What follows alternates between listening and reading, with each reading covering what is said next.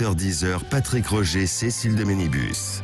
7h41, le petit déjeuner politique. Aujourd'hui, c'est Manuel Valls, ancien Premier ministre, conseiller municipal de Barcelone, auteur de ce livre, Pas une goutte de sang français, mais la France coule dans mes veines, aux éditions Grasset. Oui, bonjour Manuel Valls. Bonjour. On va évoquer votre livre dans un instant parce que c'est une sorte d'inventaire de votre vie, marqué par des souvenirs d'enfance, engagement politique, combat pour la laïcité, la République et aussi des coups de cœur pour des lieux, des personnalités, des passions entre culture et football. Vous avez regardé le match quand même hier soir. J'ai regardé le match, oui. C'est ma passion pour le football. Ouais. Et pour l'équipe de France. Et pour l'équipe de France, qui a gagné, mais c'était laborieux. L'actualité, alors c'est évidemment aussi ce matin les annonces d'Emmanuel Macron. Est-ce que vous avez perçu de la clarté sur ce qui est demandé aux Français, c'est-à-dire des efforts supplémentaires, a dit le chef de l'État? Parlons vrai, c'est le slogan très rocardien d'ailleurs de Sud Radio. Le président de la République est sur une ligne de crête.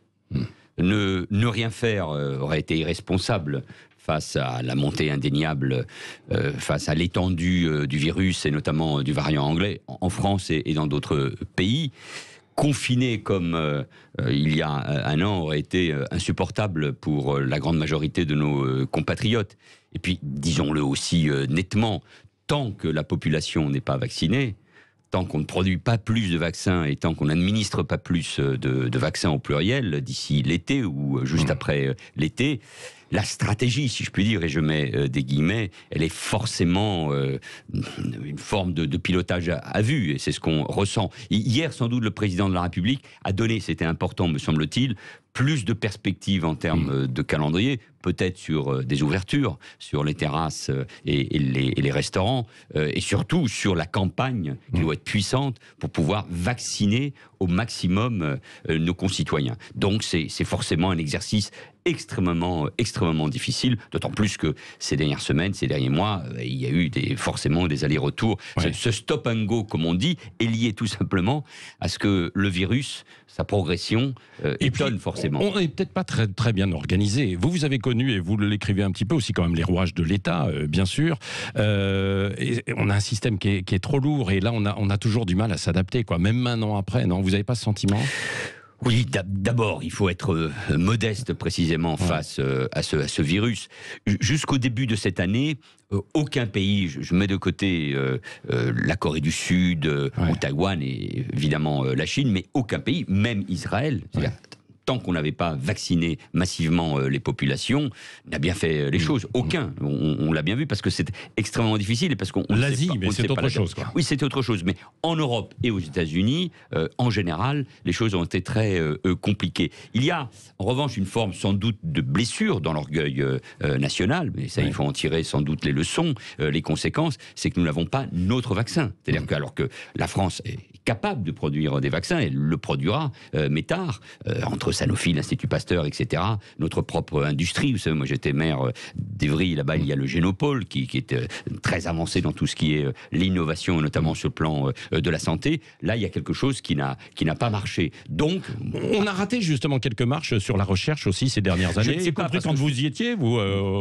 Oui, mais enfin, aussi on louait le crédit impôt recherche, notre recherche. On voit d'ailleurs que des hommes et des femmes formés en France sont à la tête de grandes entreprises pharmaceutiques.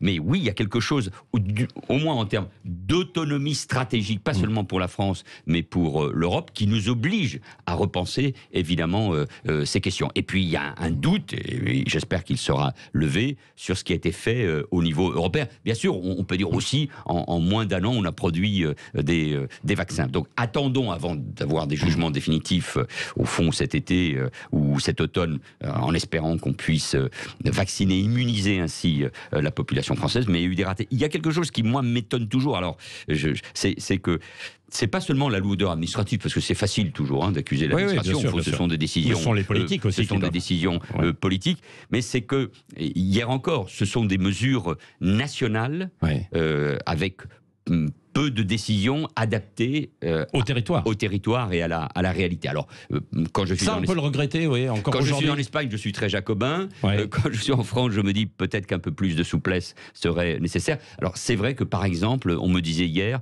que le virus progresse de manière inquiétante dans les territoires ruraux. Donc, il faut... Et comme on est dans cette période aussi, le week-end de Pâques, et surtout de vacances qui arrivaient, avec les zones, là, cela a été supprimé, eh bien, il y avait sans doute des risques. crise. Ben, encore une fois, ce qui me frappe, c'est ce pilotage à vue, et il va falloir apprendre sans doute à vivre encore avec ce virus, avec ces variants pendant 2-3 ans. Ça veut dire qu'à l'automne prochain, pour une nouvelle campagne de vaccination par rapport à ceux qui sont les plus faibles ou les plus fragiles sur le plan sanitaire, sur le plan de la santé et les personnes âgées, il faudra à ce moment-là ne pas se louper. Mais c'est vrai que, comme tout le monde, comme partout, nos concitoyens, nos compatriotes sont extrêmement fatigués. Oui, Manuel Valls, n'est-ce pas regrettable qu'il n'y ait pas, sur un plan politique, de vrai débat au Parlement avant de prendre de telles décisions? Parce que ça renforce justement le sentiment du pouvoir solitaire avec ce Conseil de défense et Emmanuel Macron ensuite qui vient trancher. Parce qu'il a dit d'ailleurs, nous avons fait un choix collectif hier, sauf que il est où ce choix collectif?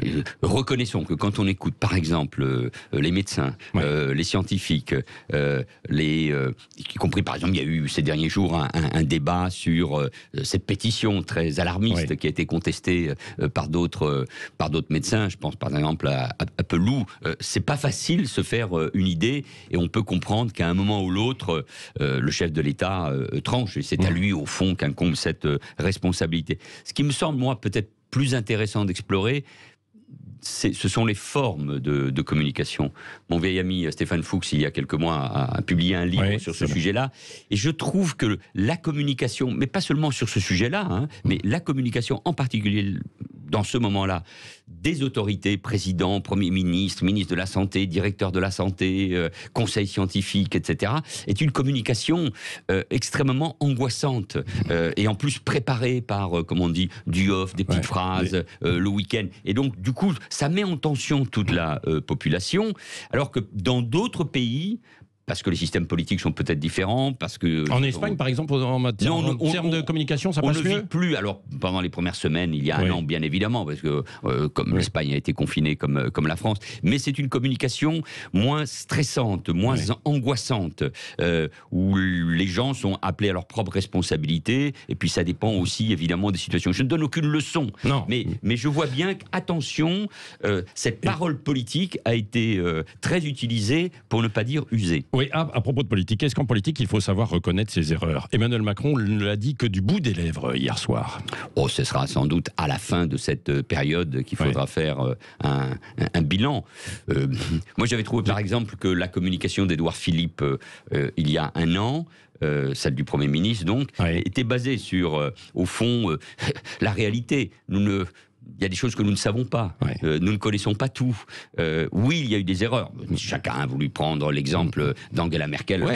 C'était aussi utilisé pour la mettre en contradiction avec la communication du président de la République. Mais comme la communication du président de la République, par essence, elle est solennelle. Ce n'est pas une conférence de presse, comme président du gouvernement espagnol ou la chancelière allemande. Évidemment, ça prend tout de suite. Donc, c'est pas facile, j'imagine, de faire des mea culpa dans ce moment-là. Mais attention, parce que dans cette crise démocratique et de confiance que nous vivons et que je traite aussi dans le livre, dans cette crise évidemment sanitaire, économique, sociale, anthropologique, psychologique, parce qu'on ne connaît pas. Je suis quand même inquiet, par exemple, du retard à cause du décrochage que risquent de connaître beaucoup de nos élèves, du retard que nous allons prendre par rapport à l'Asie. C'est-à-dire, il y a beaucoup d'études aux États-Unis et en Europe qui le démontrent. Il y a un déclassement qui est en cours de la France, certains économistes le disent. D'une façon générale. Moi, je n'aime pas beaucoup ce débat, mais le risque, c'est évidemment, dans le monde d'aujourd'hui, avec la puissance chinoise,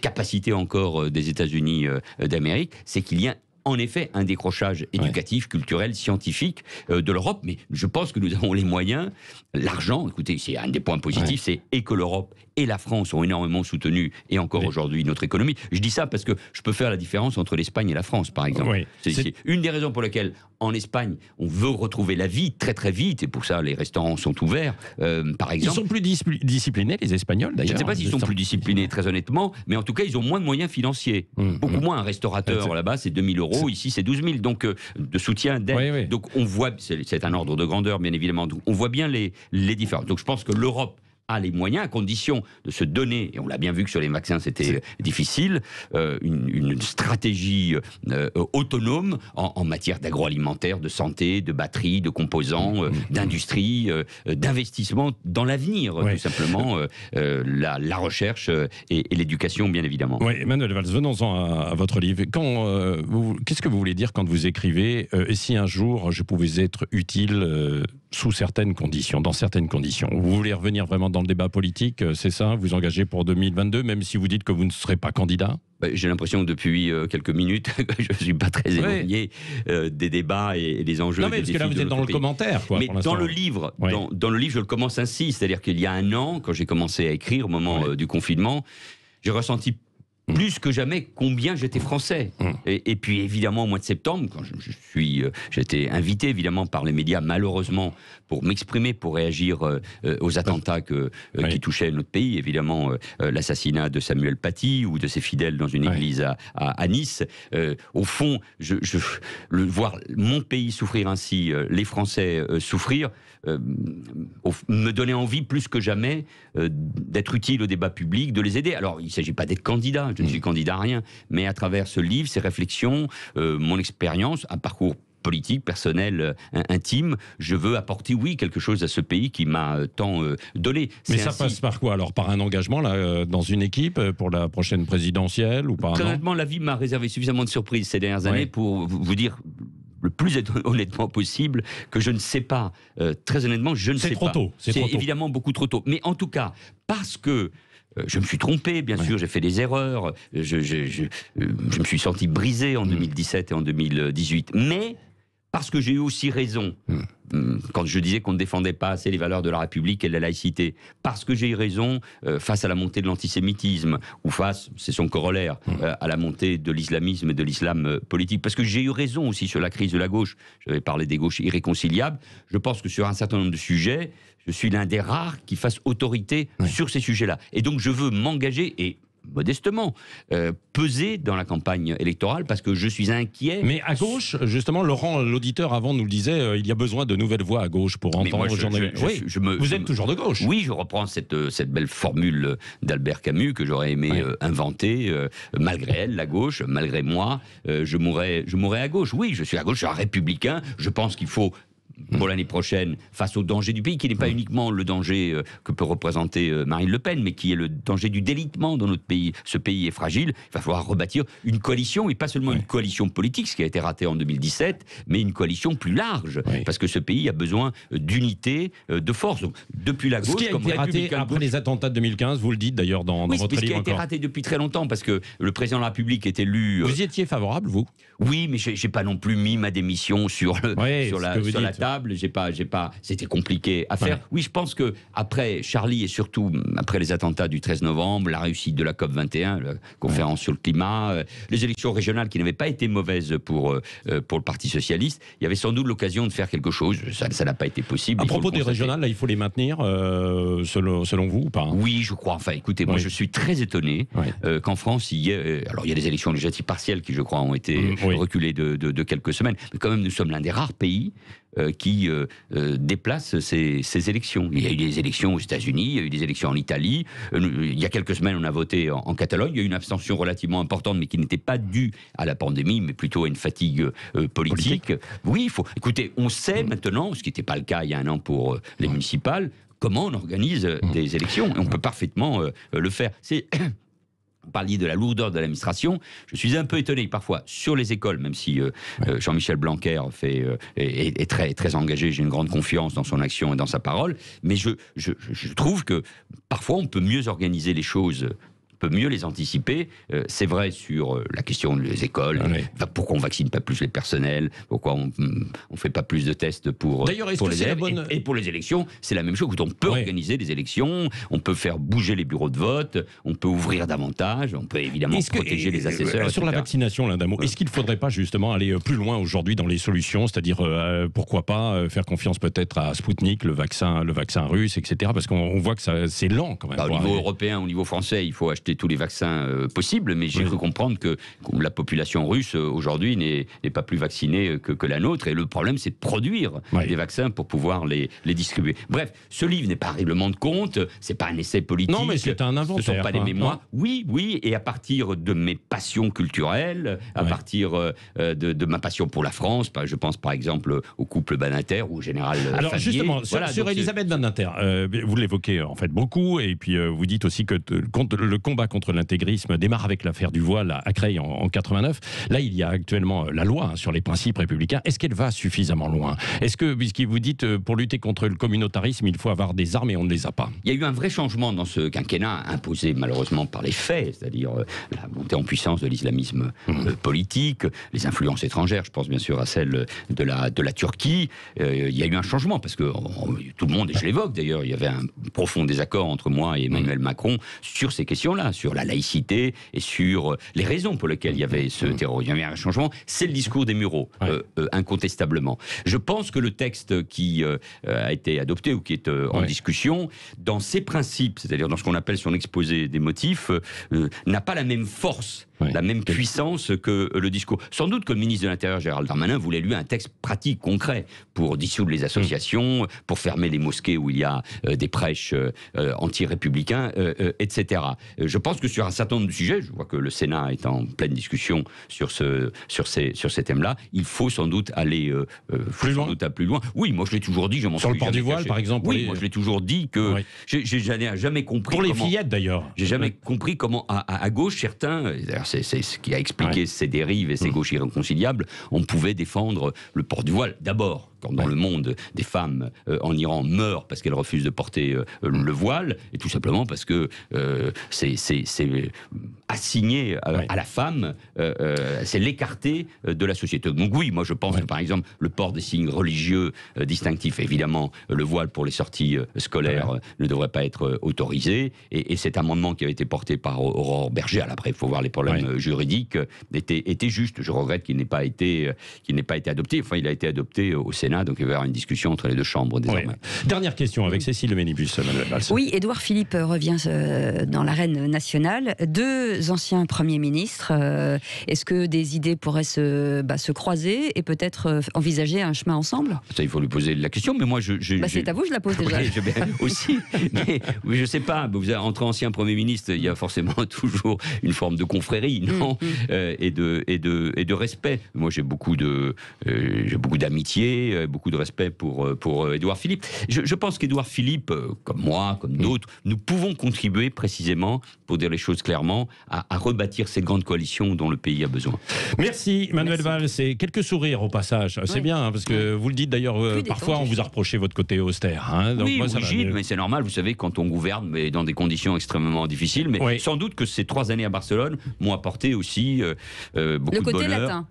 Oui, un peu de sérénité. Beaucoup de sérénité, et vraiment, je le dis à vos auditeurs, lisez le livre, parce que c'est aussi une manière de voir la politique d'une autre manière, et j'espère également de me découvrir avec un autre regard. Pas une goutte de sang français, mais la France coule dans mes veines, c'est aux éditions Grasset. Merci Emmanuel Valls.